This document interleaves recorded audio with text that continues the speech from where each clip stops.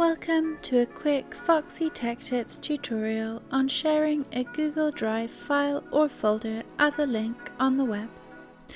This will work for any Google file type such as docs, sheets or photos.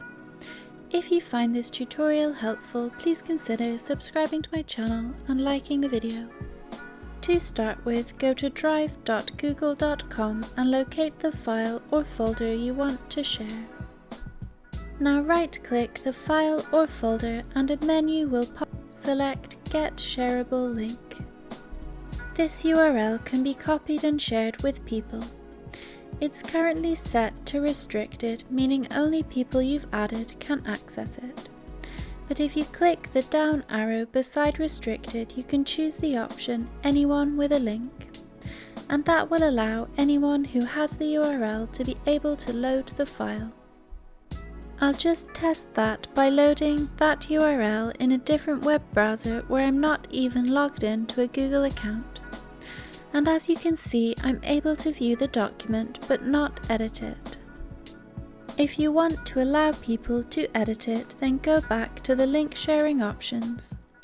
And where it says Viewer, click the drop-down arrow and then choose Editor. If I reload that link now on the other browser, I can freely edit the document.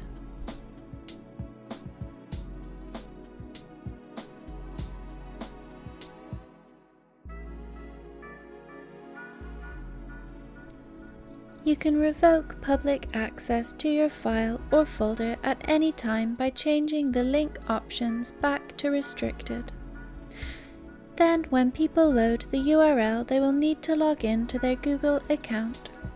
And if you haven't allowed their account to view it, they will be able to make a request to you to access the document.